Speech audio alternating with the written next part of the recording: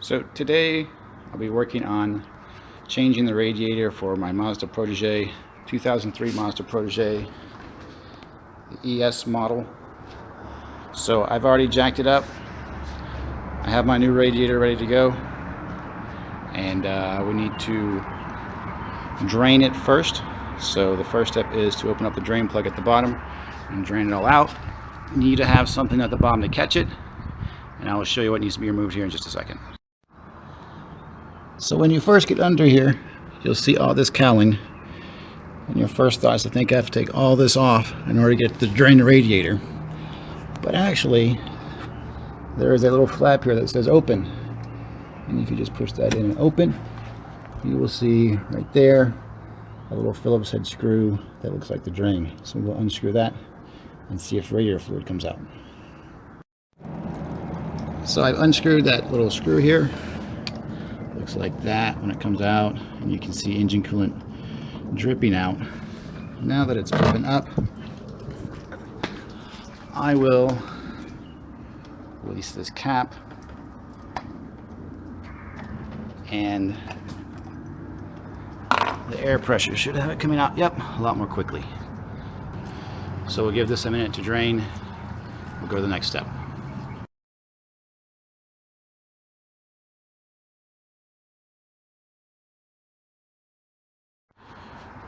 So while that's draining, we'll go ahead and remove some of these parts on top that we need to remove in order to access the radiator. So first you have this intake. There's a little clip right there. You can see how easy that is to move, but we got to undo these bolts there. So we'll do that first to get this top part off.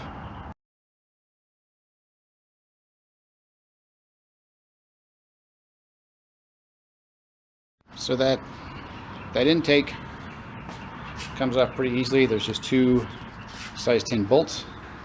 At this point, you need to take off upper radiator hose, this valve here, and then you'll need to unscrew these to see if we can slide this radiator out.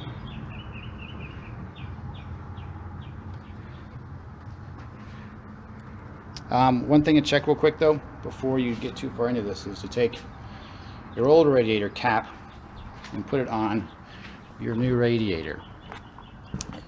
Sometimes a new radiator comes with a radiator cap, but if it doesn't, you want to make sure that your old cap will fit, because otherwise you will get this on and then realize you have no radiator cap.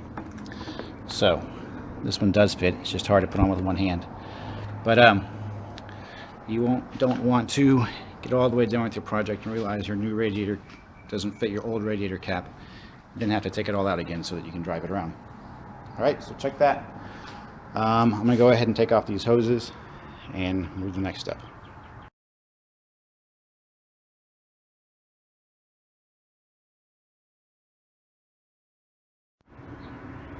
So what I've done is I've gone ahead and removed these brackets that were right here holding it in, and then I'm going to take out these things that hold the two fans here. I'm hoping just to leave these fans in here, put the new radiator in, then reattach the fans, because I don't have to deal with all these electrical connections. So I'm going to remove these two fans and then look at the hoses at the bottom of the radiator and get those disconnected. So far these are all size 10 bolts.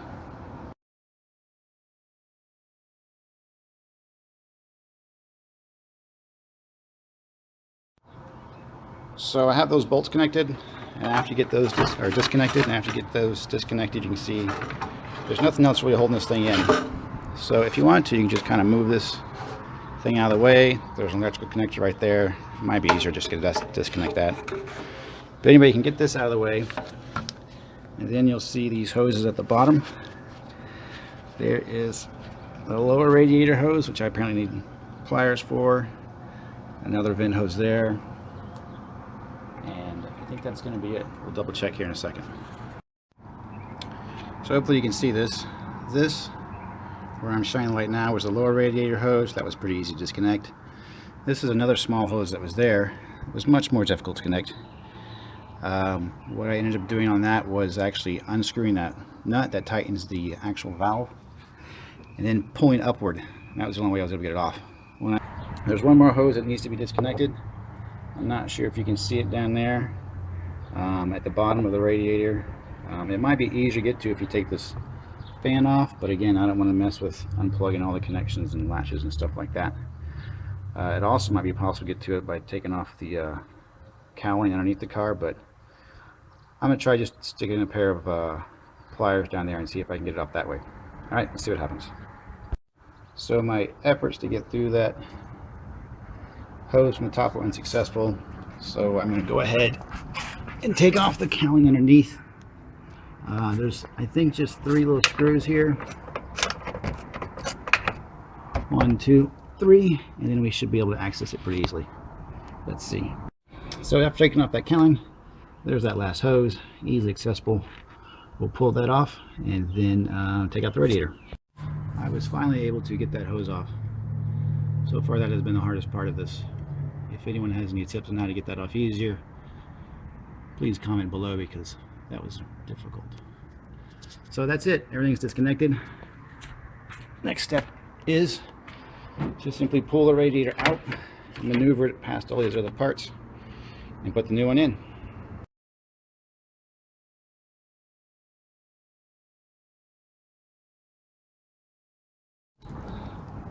So one thing you need to get off your old radiator is these little pad things. They're just going to sit right there, right there.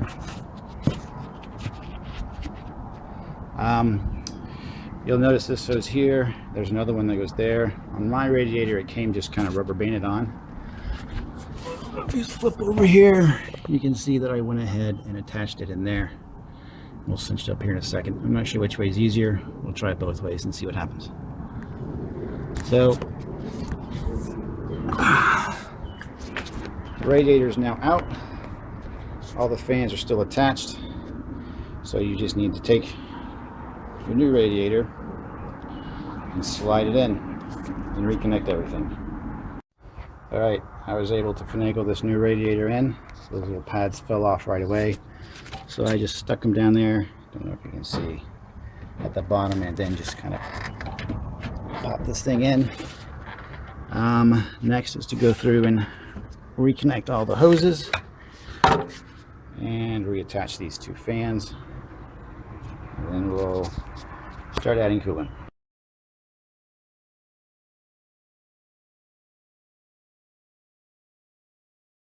So one thing I noticed when I put this fan in is that there's a little knob here and there's a little hole there. That little knob is supposed to go in that little hole, and there's another one farther down. So what I'm going to need to do is go back and try and put that fan back in the right place. Alright, so we have all the hoses reconnected there, and underneath here we put this intake back on top. You'll notice this bracket here says RH and this one says LH, so if you just place them someplace, I forgot which one goes where. I think it's from the driver's perspective. This is the left hand, that's the right hand, I don't know. We will reattach these last couple bolts, and then we will start flushing the coolant system.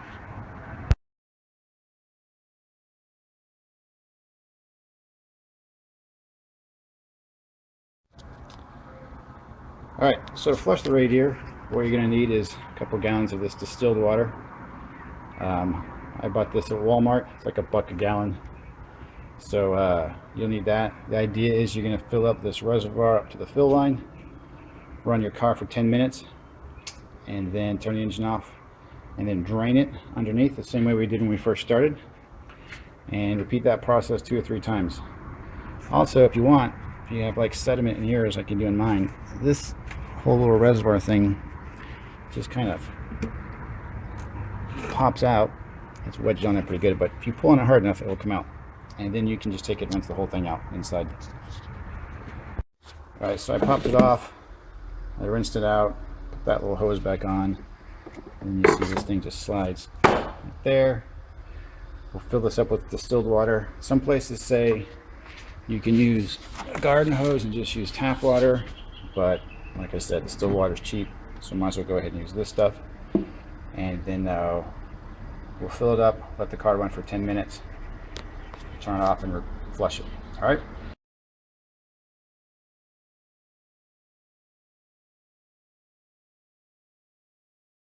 All right, so the engine has been running for 10 minutes. One thing I forgot to mention earlier though is you don't just add water here, you need to also add water here. So you need to fill this up with water as well so that it's full, and then fill that up, and that way once the engine runs for 10 minutes it flushes the system out. We will now go underneath here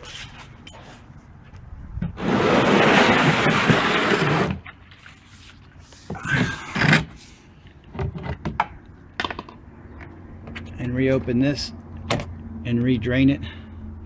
The idea is that you keep doing this until the water comes out clear. Usually 2 or 3 times is sufficient though.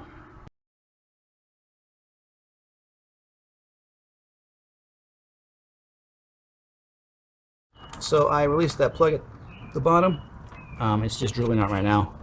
I'm not sure if you can see or not, but there is actually steam coming out because it's coming out pretty hot. Normally you'd want to let your engine cool off again, but if you are in a hurry or want to get it done faster, you can go ahead and drain it out. Just be careful though, because this radiator cap will be a little hot, so you want to use a rag or something to do that. Once you loosen that though,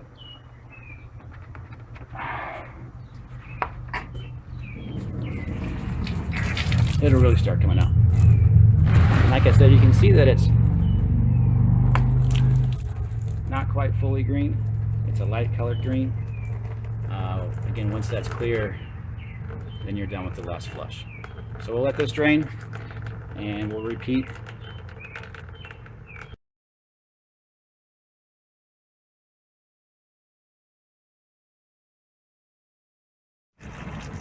All right, this is after my second flush, and you can see that this water is pretty much clear.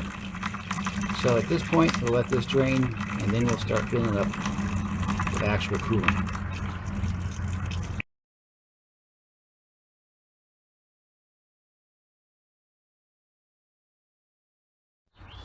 Okay, so we flushed it twice.